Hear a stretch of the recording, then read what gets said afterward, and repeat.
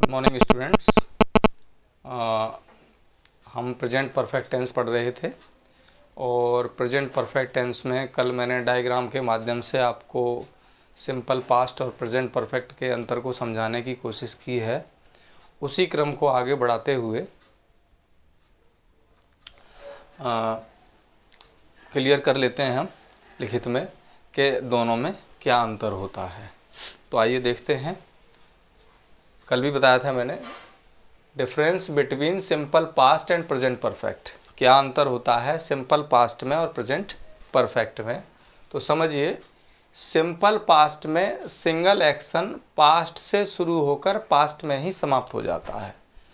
Simple past माने past indefinite की पहचान यही है कि कोई भी एक एक्शन, सिंगल एक्शन जो कि पास्ट में शुरू होकर के पास्ट में ही समाप्त हो जाता है, तो वो होता है पास्ट इंडेफिनिट।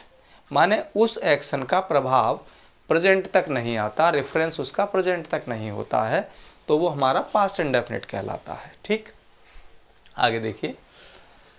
जबकि प्रेजेंट परफेक्ट में कार्य शुरू तो पास्ट में हुआ होता है। प्रेजेंट परफेक्ट में मैंने क्या बताया कि प्रेजेंट परफेक्ट में जो भी आपका एक्शन है वो एक्शन शुरू तो पास्ट में होता है, लेकिन वह समाप्त प्रेजेंट पे होता है। पास्ट में काम शुरू होकर के प्रेजेंट में यदि समाप्त हो रहा है तो वो प्रेजेंट परफेक्ट। पास्ट में काम शुरू होकर के यदि पास्ट में ही समाप्त हो रहा है तो वो पास्ट इंडेफिनिट या सिंपल पास्ट। इसका मतलब ये हुआ, अर्थात उसका रेफरेंस प्रेजेंट में अवश्य होता है। प्रेजेंट परफेक्ट जो होगा उसका प्रेजेंट में रेफरेंस जरूर होगा, क्योंकि वो उसका जो रेफरेंस है प्रेजेंट में, वो रेफरेंस ही उसे प्रेजेंट परफेक्ट बनाता है। ठीक, अतः अब आप एक बात और ध्यान रखेंगे यहाँ पर, अतः ऐसे कार्य भी जो पास्ट में शुरू होकर पास्ट में ही समाप्त हो गए हों, माने ऐसे भी काम जो पास्ट में शुरू हुए और पास्ट में ही समाप्त हो गए, पास्ट इंडेफिनिट हुआ हो, लेकिन कहने के समय तक उस बात में कोई व्यवधान ना आया हो। जब तक आप इस बात को कह रहे हैं, मतलब कोई काम पास्ट में शुरू होकर पास्ट में खत्म हो गया, पास्ट इंडेफिनिट, पास्ट में शुरू होकर प्रेजेंट पे खत्म हुआ, प्रेजेंट परफेक्ट। लेकिन यदि कोई काम ऐसा है जो पास्ट में शुरू हुआ और पास्ट में ही खत्म हो गया, लेकिन जब हम उसको कह रहे हैं तब तक उसमें कोई डिस्टरबेंस नहीं आया है, कोई व्यवधान नहीं आया है, तो उस कंडीशन वाले सेंटेंस को भी हम प्रेजेंट परफेक्ट में ही व्यक्त करते हैं। वो आप एग्जाम्पल से देखिए, मैं बताता हूं आपको। जैसे I have seen valves in that forest, मैंने जंगल में, उस जंगल में भेड़िए देखे। अब ये जो बात है, ये बात ये बता रही है कि जंगल में भेड़िए थे, वो इसने कभी भी देखे, मान लीजिए इसने 10 दिन पहले देखे, पास्ट में देखे, तो अब क्या कहीं चले गए जंगल में से, वो अभी भी वहां मौजूद हैं। ठीक, माने कोई व्यवधान नहीं आया इस कार्य में, मतलब वो उन भेड़ियों की उपस्थिति वहां अभी भी है। जैसे it is possible that they are still there, मतलब अभी भी संभावना ये है कि वो अभी भी वहीं पर हैं। तो उस कंडीशन में पास्ट की बात है, ये पास्ट में देखा इसने, लेकिन कोई डिस्टरबेंस नहीं हुआ, तो इसलिए इसको हमने प्रेजेंट परफेक्ट में बना दिया। किस में बनाया ये? प्रेजेंट परफेक्ट में।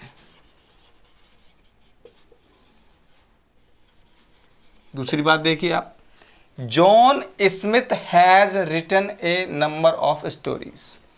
जॉन स्मिथ ने कई सारी कहानियां लिखी हैं। तो अब इसको भी हमने किस में बनाया? प्रेजेंट परफेक्ट में। क्यों बनाया प्रेजेंट परफेक्ट में इसको हमने प्रेजेंट परफेक्ट में इसलिए बनाया क्योंकि he is still alive and can write more। क्योंकि वो अभी भी जिंदा है और भी अधिक लिख सकता है। माने ये काम इसने खत्म कर दिया है, लेकिन ये अभी भी जीवित है और भी लिख सकता है। तो वो कंडीशन आप देख लीजिए, पास्ट का काम बेशक हो लेकिन उस काम में कोई व्यवधान ना आया हो। इसके स्टोरी लिखने के काम में अभी भी कोई व्यवधान नहीं है। जंगल में भेड़ियों के होने में अभी भी कोई डिस्टर्बेंस नहीं है, कोई व्यवधान नहीं है। इसलिए पास्ट इंडेफिनिट वाली एक्शन को भी हम प्रेजेंट परफेक्ट में शो कर सकते हैं। ठीक, दूसरी बात देखिए, लेकिन यदि जंगल कट गया हो, जंगल कट गया हो, व्यवधान, या जॉन स्मिथ मर गया हो, तो फिर क्या करना है आपको। देखिए, I saw wolves in that forest once, मैंने भेड़ियों को उस जंगल में एक बार देखा या सेवरल टाइम्स, कई बार देखा। अब ये कारण क्या है कि सेम एक्शन था, लेकिन इस एक्शन की समझ लीजिए स्थिति यह है कि इसमें डिस्टर्बेंस हो गया, व्यवधान आ गया। अब जंगल ही नहीं रहा तो भेड़ियों के वहां होने की संभावना नहीं है। I used to see wolves there, मैं वहां भेड़िए देखता था।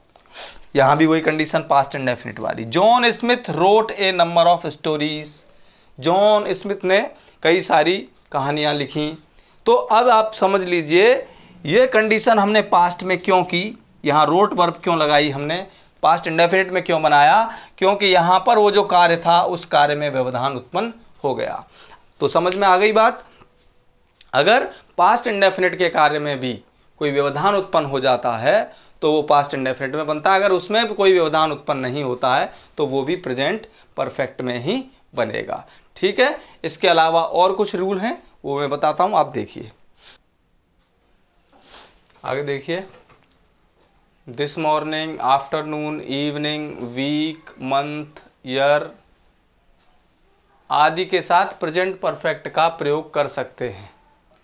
मतलब ये सब टाइम बताने वाले एडवर्ब्स हैं, इनके साथ आप प्रेजेंट परफेक्ट का प्रयोग कर सकते हैं। लेकिन जैसे ही ये समय बीत जाता है तो आप सिंपल पास्ट का प्रयोग शुरू कर देंगे। यहाँ पर सिंपल पास्ट का प्रयोग होगा। दूसरा आप देखिए, फॉर का प्रयोग तो सिंपल पास्ट के साथ भी किया जा सकता है, किंतु सिंस का प्रयोग केवल परफेक्ट टेंस में ही किया जा सकता है। फॉर का प्रयोग तो आप सिंपल पास्ट में भी कर सकते हो, लेकिन सिंस का प्रयोग सिंपल पास्ट में अर्थात पास्ट इंडेफिनिट में नहीं कर सकते। और दूसरी बात यह है कि सिंस को कभी छोड़ा नहीं जा सकता, मतलब सिंस को आप छोड़ नहीं सकते, सिंस को आपने मेंशन करना ही होगा। जैसे she has been here for an hour, यहाँ पर अगर आप फॉर ना भी लिखें तो भी कोई फर्क नहीं पड़ता। She has been here for an hour, she has been here since 6 o'clock, यहाँ पर मतलब ये है, यहाँ पर आप सिंस को हटा नहीं सकते। वहाँ पर फॉर को यूज़ करो न करो फर्क नहीं पड़ेगा, लेकिन सिंस का जब यूज़ हो रहा है तो आपको सिंस को लिखना ही पड़ेगा, सिंस को आप हटा नहीं सकते।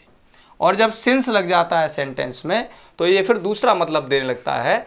इसका मतलब हो जाता है she is still here, still here, वो अभी भी यहाँ है। She has been here since 6 o'clock, मतलब 6 बजे से अब तक यहाँ है, अभी भी है।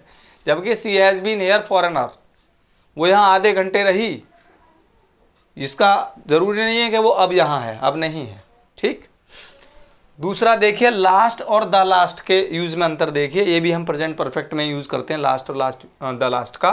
तो इसको जरा समझिए, लास्ट तथा द लास्ट में बड़ा ही भ्रामक अंतर है। मतलब लास्ट और द लास्ट का जब हम यूज करते हैं तो एक कंफ्यूजिंग स्टेट पैदा होती है, तो उस कंफ्यूजन को हम दूर करते हैं। देखिए एग्जाम्पल के माध्यम से, I have been here since last week, but अगला देखिए, I have been here for the last week. इस सेंटेंस में हमने पहले वाले सेंटेंस में क्या लिखा, I have been here since last week, यहां से द मिसिंग है। और जबकि दूसरे वाले सेंटेंस में क्या है, I have been here for the last week. तो देखिए पहले वाक्य में क्या आ रहा है, खाली आपका लास्ट वीक। पहले वाक्य में क्या आ रहा है, लास्ट वीक। तो लास्ट वीक का मतलब होता है ए पॉइंट इन टाइम 7 days अगो। मतलब जब आप खाली लास्ट लिख रहे हो तो समय का कोई ऐसा बिंदु है, कोई ऐसा निश्चित समय है 7 दिन पहले का, उसकी बात की जा रही है। ठीक। जबकि दूसरे वाक्य में द लास्ट वीक, दूसरे वाक्य में क्या लिखा है? The last week. The last week का मतलब है, तात्पर्य है उस period of time of 7 days से जो अभी अभी समाप्त हुआ है। तो समझ लीजिए, लास्ट वीक आपको पॉइंट ऑफ टाइम बताएगा 7 days का, कोई पॉइंट है 7 days के अंदर, और उस टाइम की बात करेगा जो कि 7 दिन पहले था। वीक का मतलब लास्ट वीक और 7 दिन पहले की बात हो रही है किसी भी समय। जबकि द लास्ट वीक से क्या स्पष्ट हो रहा है? द लास्ट वीक से ये स्पष्ट होता है कि ये 7 days का एक पीरियड है जो अभी अभी समाप्त हुआ है। तो इस तरह से हमने कल और आज प्रेजेंट परफेक्ट को क्लियर करने की कोशिश की है। मैं समझता हूँ आपको समझ में आ गया होगा कि प्रेजेंट परफेक्ट का किन कंडीशंस में हमें प्रयोग करना चाहिए और पास्ट इंडेफिनिट का किन कंडीशंस में प्रयोग करना चाहिए। और इसी के साथ ही हम आज की अपनी क्लास समाप्त करते हैं और अगली क्लास में हम पास्ट परफेक्ट देखेंगे। धन्यवाद।